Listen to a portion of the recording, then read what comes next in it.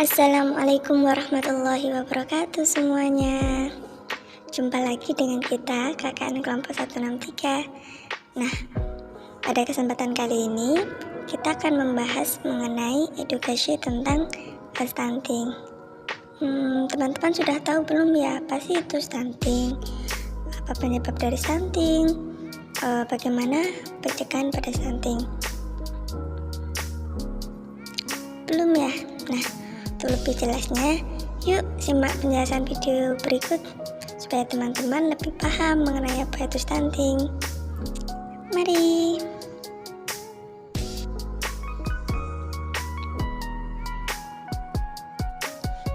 Sebelum penjelasan ke video, kita perkenalan ke anggota kelompok 163 ya. Yang pertama itu ada Desyana Wulan Lestari dari Fakultas Ilmu Keperawatan.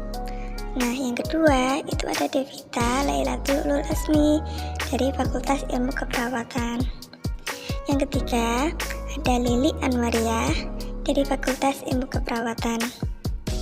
Nah, yang keempat itu ada Lili Retna Mukaromah dari Fakultas Ilmu Keperawatan. Yang terakhir itu ada Rashid Ardan Al-Ghazali dari Fakultas Ilmu Keperawatan. Dengan dosen pembimbing lapangan kami yaitu Bapak Nas Iskim Lutfa, Sarjana Keperawatan, Magister Keperawatan dari KKN Tematik 13 Universitas Islam Sultan Agung Semarang. Yuk kita belajar bersama-sama.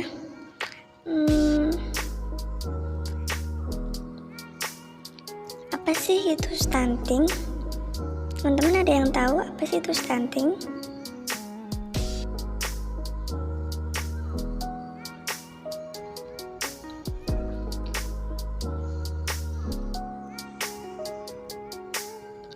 Stunting menurut WHO tahun 2014 dalam Global Nutrition Target 2025, stunting dianggap sebagai suatu gangguan pertumbuhan irreversibel yang sebagian besar dipengaruhi oleh asupan nutrisi yang tidak adekuat dan infeksi berulang selama 1000 hari pertama kehidupan.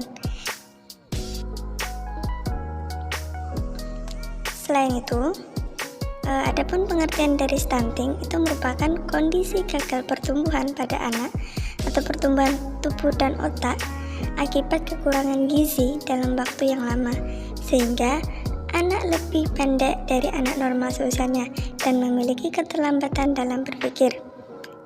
Jadi ada dua pengertian menurut WHO dan menurut Kemenkes.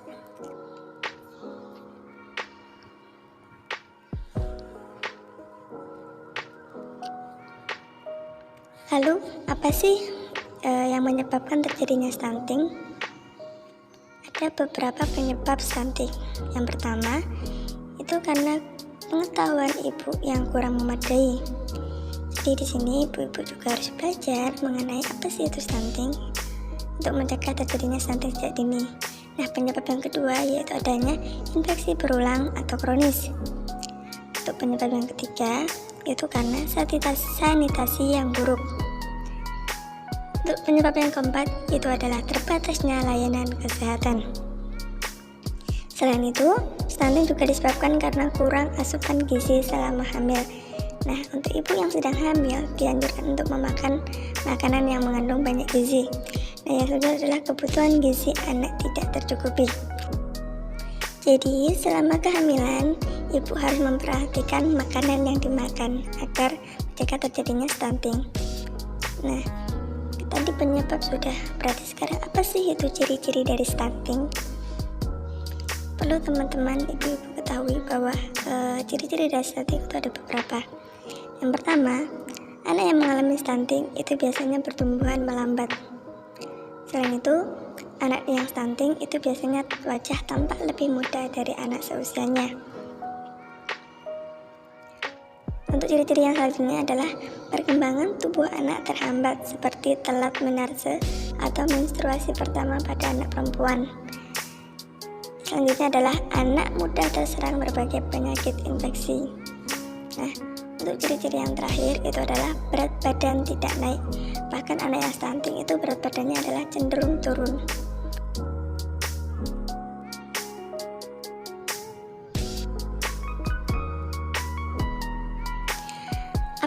Perbedaan stunting dan pendek. Stunting merupakan kondisi gagal tumbuh akibat kekurangan gizi di 1000 hari pertama kehidupan anak.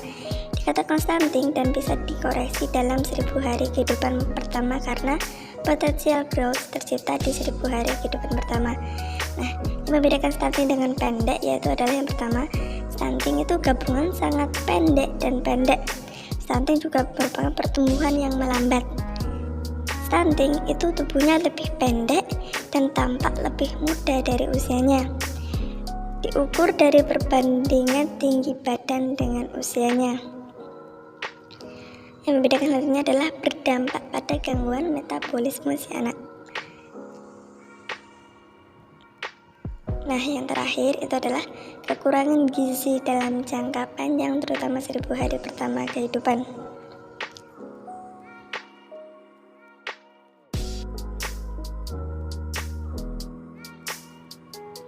Sedangkan anak yang dengan tubuh pendek itu belum tentu mengalami gagal tumbuh.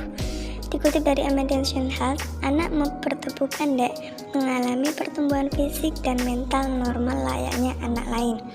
Nah, yang membedakan dengan stunting tadi adalah bahwa anak yang bertubuh pendek itu merupakan gabungan gizi buruk dan gizi kurang.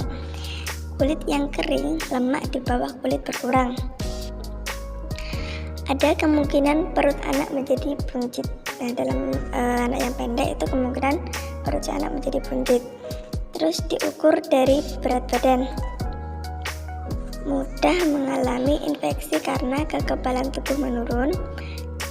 Yang terakhir adalah disebabkan akibat kekurangan asupan gizi dalam relatif waktu yang singkat.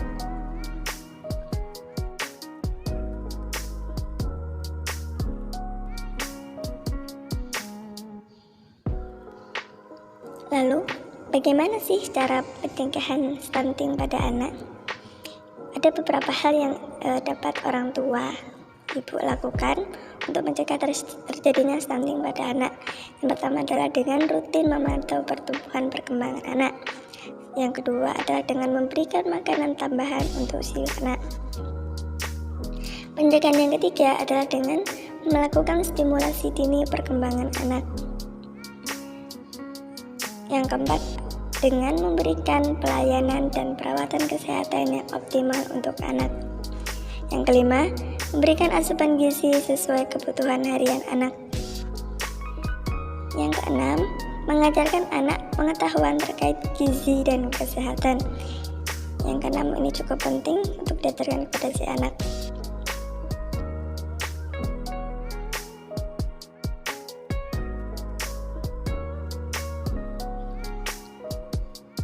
Adapun cara pencegahan pada ibu hamil dan bersalin.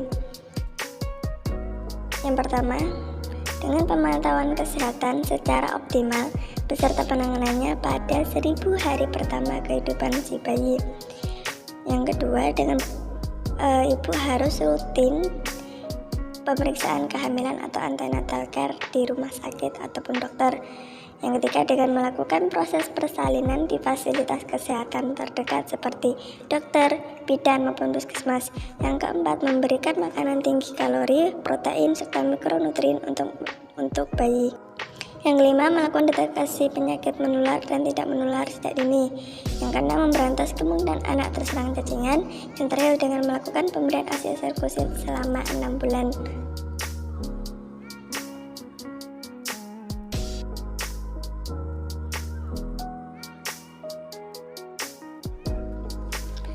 Mengapa sih stunting harus dikhawatirkan? Apakah stunting itu berbahaya?